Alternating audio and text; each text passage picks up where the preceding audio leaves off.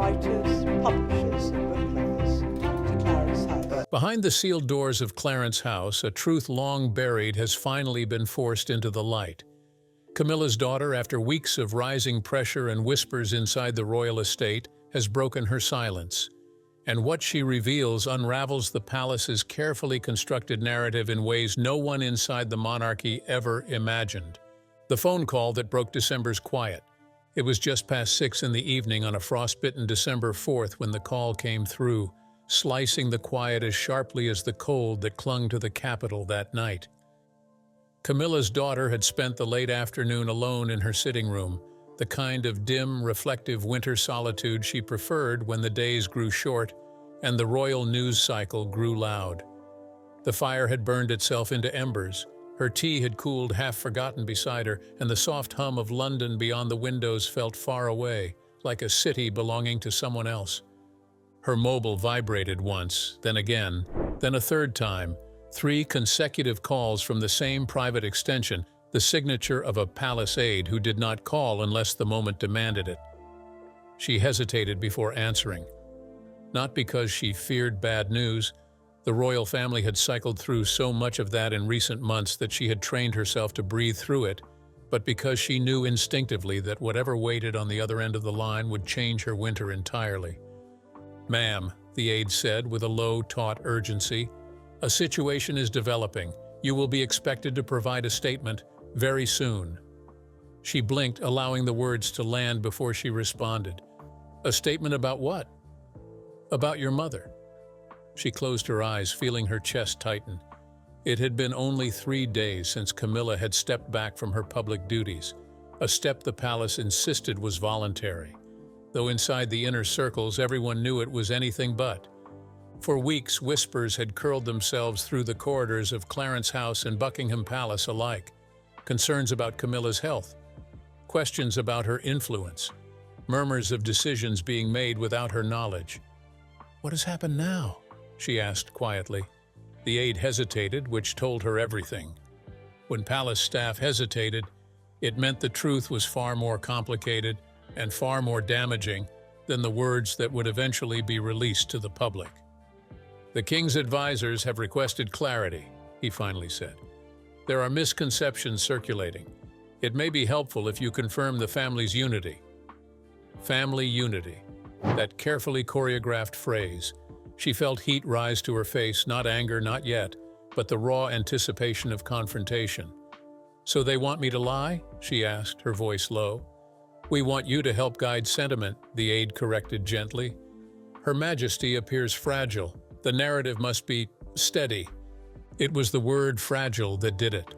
Fragile had become the euphemism of choice in recent weeks, applied to her mother in private reports, whispered between advisors, slipped into memos that never reached the public but always reached her. Camilla had never liked being called fragile, and her daughter had never liked hearing it. "Why now?" she asked, a measured breath on the other end. "Because something is about to surface. And when it does, it would be best for you to be prepared." "What is surfacing?" Another beat of silence. "The truth," he said finally, and then the call ended. For a long moment she sat still, her hand trembling slightly around the phone.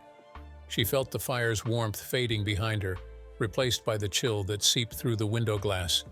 She tried to slow her breathing, but she already understood that the palace wanted her to play a part in a narrative they could no longer control, a narrative that excluded the very truth she herself had witnessed. She stood, walked to the window, and looked out over the darkening winter city. Lights from the traffic shimmered against the slick pavement below. Somewhere beyond the skyline, beyond the weight of duty and expectation, her mother sat alone in Clarence House, unaware that the machinery of the monarchy had begun preparing for the next step, a step she herself might not survive intact. And for the first time in days, Camilla's daughter felt something shift inside her. Not fear, not confusion, but resolve. If the palace wanted a statement, they would get one. But not the one they expected. This would not be spin, nor silence, nor obedience to the institution that had always demanded more of her mother than it ever offered in return. She would tell the truth, even if it meant setting the palace ablaze with it. What she saw inside Clarence's house. The truth, she understood, did not begin with December. It began weeks earlier, in the waning days of November, when the palace's polished surface first began to crack, not publicly, not in any way the tabloids could yet detect, but internally, among the senior royals who recognized when the equilibrium of power was shifting beneath their feet. Camilla's daughter had visited Clarence's house on November 22nd, the kind of discreet family check-in arranged with no public announcement. She had expected a quiet lunch, a walk through the garden despite the cold, and perhaps a conversation about the king's increasingly complicated schedule. What she found instead was a home thick with tension, the air itself tight as though anticipating a storm. Her mother's dresser had met her at the entrance, her expression pinched. "She is upstairs," she whispered. "She is not herself today." That phrase, "not herself," had become another euphemism, a way of expressing concern without inviting scrutiny. But when Camilla's daughter reached the drawing room and saw her mother seated alone, shoulders hunched, hands twisting nervously in her lap, she recognized immediately that something was wrong. Camilla looked smaller somehow, not physically but in presence, as though the energy she normally commanded had been siphoned from her. "Mom?" she asked softly. Camilla lifted her gaze, and for a moment her eyes softened the way they always did when her daughter entered the room. But the softness vanished quickly, replaced by something guarded, something weary. "They are doing it again," Camilla murmured. "Doing what?" "Meeting without me." Her daughter felt a cold knot form in her stomach. She knew exactly who they were: the king's senior advisors, Lady Fletcher from communications, the private secretaries who hovered like shadows around every major decision, and increasingly Prince William and Princess Anne, both of whom had stepped into advisory roles with sharpened clarity these past weeks. Camilla's voice dropped to a whisper. "Every time I walk into a room, they stop speaking. Every time I ask a question, they say the matter has been resolved. I am the queen consort, and yet somehow I am the last to know what is happening in this family." Her daughter sat beside her, placing a hand over her mother's trembling fingers. "What decisions are they making?" Camilla inhaled shakily. "My schedule, my patronages, my access to briefings. They say it is to ease my workload, to protect my health, as though I am a frail woman to be tucked away on a shelf." She felt her chest tighten. The palace had been whispering about Camilla's exhaustion for weeks, whispers that had now taken on a life of their own. But seeing the effect of those whispers on her mother, seeing the hurt etched into her expression, told her this was more than protective caution. This was repositioning. "Have you spoken to the king?" she asked. Camilla looked away. "He says it is temporary. He says everyone is overwhelmed, but Anne is relentless. William is distant, and the advisors have stopped treating me like a partner." Her daughter studied with her. Camilla had weathered storms far harsher than this. Decades of media scrutiny, family fractures, public criticism. But this was different.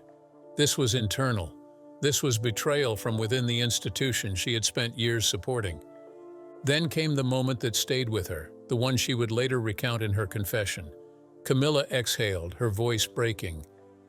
"Sometimes I think they regret elevating me, that they want someone quieter, someone who will not challenge the machinery."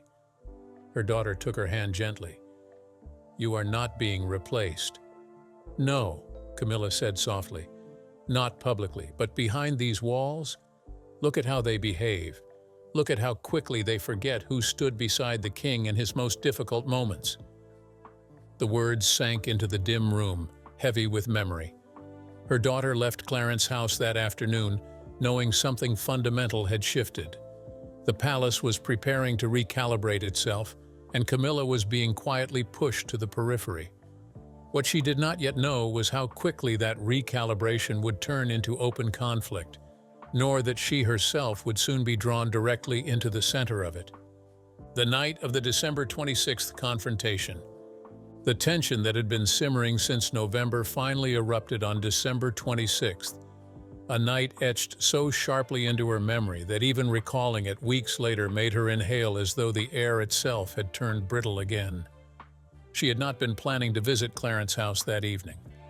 She had already visited on Christmas morning. had already watched her mother push through another strained public appearance, had already seen the tightness in Camilla's smile when the camera snapped, capturing an image of unity that did not exist. But around 8:30 that night, she received a message from Princess Anne. The brevity of the text made her pulse quicken. "Come to Clarence House.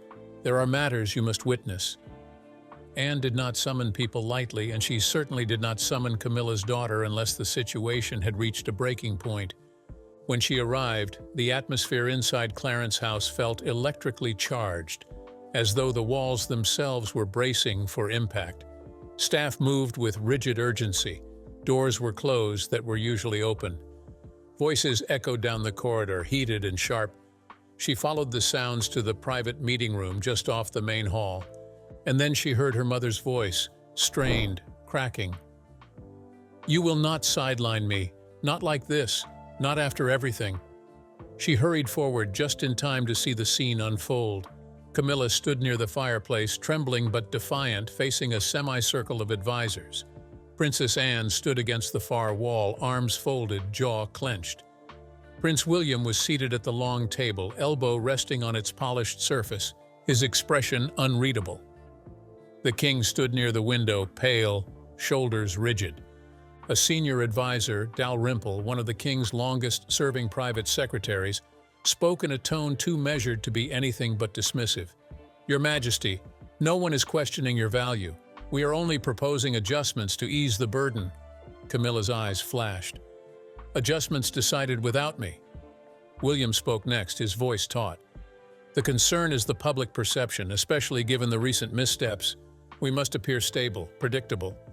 "Predictable," Camilla repeated bitterly. "Is that what you think I'm not?" Her daughter stepped in then, her instinct overriding every protocol. "What is happening here?" The room fell silent. William's gaze shifted to her, cool but not hostile. "We are discussing the Queen Consort's public duties for the coming year." "Discussing?" Camilla snapped. "No, they are dictating." Anne exhaled sharply. "Camilla, you must listen. You are exhausted. Everyone can see it." "I am exhausted," Camilla fired back, "because this institution would rather whisper about me than speak to me." The king finally spoke softly, painfully. "My love, they are only trying to help." "Help?" Camilla's laugh cracked. "By stripping my schedule? By keeping me from briefings? By telling the press I need rest before telling me?" Her daughter's pulse thundered. She had never seen her mother like this, fighting not the press, not the public, but her own family. Then came the moment that fractured the room. Dalrymple stepped forward slightly. "We have prepared a transition plan." The word transition hit like a slap. Camilla staggered back. "A transition to what?" No one answered. They did not need to. Her daughter felt a fire surge through her chest. "You are planning to replace her." William bristled. "No one said that." "You did not have to." She turned to Anne. "Did you know about this?" Anne's expression softened, just barely. "I knew discussions were underway, but I did not know they were this far along." Camilla looked at her husband, not as the monarch, but as the man she had stood beside for decades. "Did you approve this?" The king's eyes darted downward. That was enough to answer.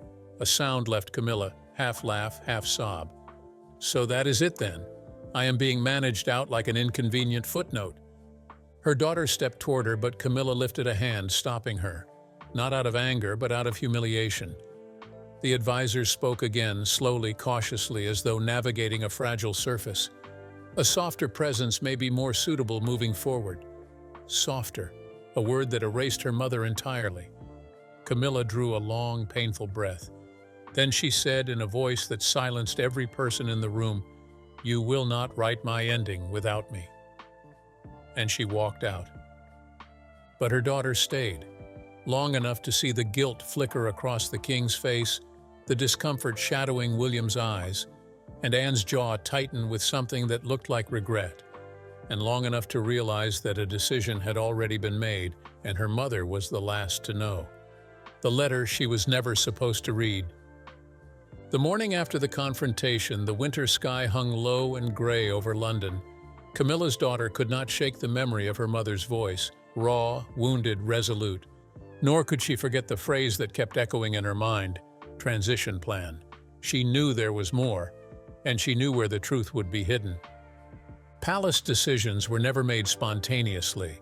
They were documented, circulated quietly through the channels of senior staff, sealed into memoranda with dates and signatures and euphemisms that masked brutality beneath professionalism.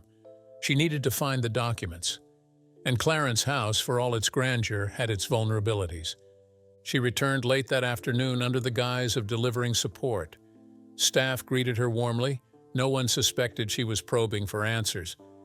She moved through the familiar hallways until she reached the secondary private office, the one used by advisors when they wanted proximity to the Queen Consort without alerting the whole household. It was there, inside a drawer she was almost certain she was not meant to open, that she found it. A sealed folder labeled Briefing Note, November 27th, Internal Only. She hesitated only briefly before sliding it open. What she read inside changed everything. The memorandum began benignly enough, commentary on upcoming engagements, health concerns, security reports. But then, halfway down the page, she saw the phrase that chilled her. Recommendation: transition the Queen Consort to reduced duties, effective early January, with further review to determine suitability of continued public role through the year. Her breath caught. Suitability. As though her mother were a trial employee. As though decades of loyalty, of standing beside the king, of weathering unprecedented scrutiny, could be reduced to a performance evaluation. She kept reading. Concerns have arisen regarding consistency, stamina, and public perception. A leaner model of representation may benefit the Crown as it enters a period of strategic recalibration. Alternative public figures may be considered as primary stabilizing forces if necessary. Alternative public figures. The implication was unmistakable. Then, near the bottom of the page, she saw the signatures, not just staff signatures, but an acknowledgement line initiated by the king himself. His scrawl, faint but unmistakable, sat beside a date, November 29th. He had known. He had agreed. He had not told her mother. Her chest tightened with fury and disbelief. She flipped through the subsequent pages, notes from advisors, suggestions for communicating the shift, contingency plans if Camilla resisted. They had prepared for everything except transparency. And then she found a final page, undated, unsigned, clearly written in haste. It contained a single paragraph that struck her so deeply she felt her hands tremble. It read, "If the Queen Consort proves unwilling to accept a modified role, further steps may be taken to ensure stability. Public narrative management will be essential. Family members may be asked to provide supportive statements to reinforce unity." Family members, supportive statements, unity. The phone call from December 4th suddenly made perfect sense. They wanted her to reinforce a narrative, one deliberately designed to obscure the truth. She felt the floor tilt beneath her. She pressed a hand to the desk to steady herself. The paper in her other hand felt heavier than it should have, as though weighted by betrayal. For years she had watched her mother carry burdens quietly, with dignified obedience to an institution that often offered little in return. But she had never imagined the monarchy would move against her so decisively and so secretly. She slipped the memorandum back into its folder, returned it to the drawer, and closed it gently. Not because she intended to forget what she had seen, but because she knew now what she had to do. This was no longer speculation. It was no longer whispered tension. There was no longer confusion about motives. This was a coordinated restructuring of power, one that had deliberately excluded the woman at its center. And she would not let the palace bury it. She walked out of Clarence House with a certainty she had never felt before. She would speak, and she would speak the truth. Her confession, what really happened behind palace doors. The confession did not happen in front of cameras. It did not happen in a press conference or through a spokesperson or in one of the crafted palace statements written to look heartfelt but sound sterile. It happened quietly, intentionally, truthfully. She invited one trusted journalist, someone who had reported on the royal family for decades, someone who understood nuance, who valued accuracy over spectacle, who had earned her confidence. They met on January 3rd at a discreet location on the outskirts of London, the sky still pale with morning frost. When the recorder clicked on, she did not begin with defensiveness or dramatics. She began with the truth. "I am speaking," she said steadily, "because my mother is being portrayed as fragile, confused, detached, and out of step with the needs of the monarchy. And none of that is true." The journalist nodded gently. "What is true," she continued, "is that decisions about her future were made without her involvement. Decisions the palace now intends to present as voluntary." She explained everything: the November 22nd visit, the growing isolation imposed on Camilla, the confrontation on December 26th, and most importantly, the memorandum she had discovered. She described its language, its implications, its signatures. "This was not a concern," she said. "This was orchestration." She spoke of Anne's sternness, William's detachment, the king's conflicted silence. She did not vilify them. She did not need to. The truth was complex enough without embellishment. "My mother was treated not as a partner to the crown," she said, "but as a complication to be managed." She described Camilla's pain, her confusion, the humiliation of discovering changes only after they had been finalized. She spoke with a quiet fury, not loud, not theatrical, but the kind that settles deep and burns steadily. She deserved honesty, she said. She did not receive it. The journalist listened, occasionally asking clarifying questions, letting her set the pace. When the conversation turned to motives, she chose her words precisely. "This was not about health," she said. "This was about optics, about the desire for softer, more predictable representation." She paused before adding, "and about ensuring the monarchy appears stable, even if that stability means rewriting the truth." She made clear she was not speaking for her mother. The Queen Consort had not authorized this interview, nor had she encouraged it. "I am speaking because no one inside the palace will," she said, "and because silence is the very tool they rely on." The journalist asked what she hoped would come from sharing this. She thought for a moment. "Clarity," she said, "a correction of the record, and accountability, even if only in the court of public opinion." When the interview ended, the journalist promised to handle the information responsibly. No sensationalism, no twisting of her words. And then she felt the first breath of relief she had taken in weeks. Not because she expected the palace to welcome her revelation, not because she believed the monarchy would change overnight, but because for the first time since late November, the truth was not locked inside Clarence House. It was out. And truths, once released, do not return quietly to their cages. The aftermath: a monarchy shaken in early January. The story broke on January 5th, not in a tabloid, not in a gossip column, but in a carefully worded, meticulously sourced investigative piece that laid out every detail with precision. The public reaction was immediate and seismic. Headlines across Europe and the Commonwealth questioned the monarchy's internal integrity. Commentators debated whether the Queen Consort had been sidelined. Social media erupted with theories, sympathy, outrage. Inside Buckingham Palace, the mood was far more chaotic. The communications office scrambled to contain the fallout. Draft statements were written, revised, discarded, rewritten. Staff whispered in corridors, their voices tight with anxiety. Prince William, upon reading the article, reportedly requested a full briefing. Princess Anne demanded a meeting with the king that same afternoon. Senior advisors disagreed on strategy. Some favored denying everything. Others insisted on acknowledging at least part of the story to preserve credibility. The king himself remained silent, not out of indifference, but out of a weighty, complicated guilt. As for Camilla, she withdrew completely from public view. Her schedule, already lightened, vanished entirely. She spent her days in private rooms, shielded from press coverage, receiving only her closest confidants. And her daughter, the woman who had broken the silence, found herself at the center of a storm she had expected but still feared. Some praised her bravery. Others accused her of disloyalty.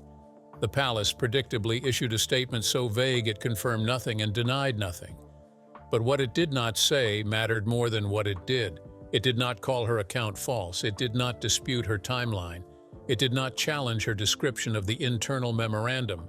And that silence, that pointed, strategic silence, told the public everything. In the days that followed, analysts speculated about the monarchy's future. Could a consort be pushed aside so easily? What role would she play moving forward? Could trust be rebuilt within the family? Inside the private walls of royal life, the fractures remained raw. William and Anne, though aligned on procedure, differed on tone. Advisors grew wary, knowing leaks were now a risk. The king's burden deepened. He had allowed decisions to proceed without fully grasping their human cost. And Camilla's daughter watched it all unfold with a strange mixture of relief and sorrow. Relief that the truth was finally known, sorrow that it had come to this. She visited her mother on January 10th. Camilla sat quietly by the window, wrapped in a soft shawl, her expression reflectively calm. "I read it," Camilla said without turning. "All of it." Her daughter braced herself. "I'm sorry if it hurt you." Camilla shook her head. "No, it freed me. It hurt them, and perhaps it needed to." She turned then, her eyes steady. "They believed I would accept whatever narrative they crafted. They forgot that I have a daughter who sees things clearly." Her daughter felt tears sting her eyes. "I could not watch them erase you." Camilla reached for her hand. "And now they cannot." Outside, the winter sun dipped low across the horizon, casting long shadows through the room, shadows that no longer frightened her. Because the truth was out, because the palace, for all its power, could not unwrite what had already been spoken, because a monarchy can withstand scandal, but it cannot withstand secrecy indefinitely. And because one daughter, tired of silence, had chosen revelation instead.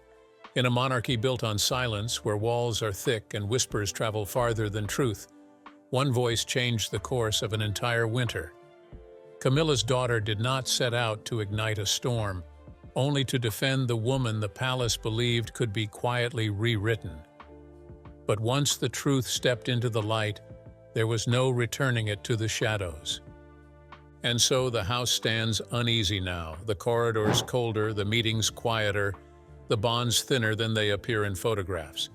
A single confession has forced the crown to confront its own reflection. And nothing about that reflection is simple. Because behind every headline, behind every polished royal appearance, there are rooms the public will never see and choices the family will never fully explain. But this time, someone inside pulled the curtain back, and in doing so, she reminded the world of a truth the monarchy often forgets. Power can direct a narrative, but only truth can survive it.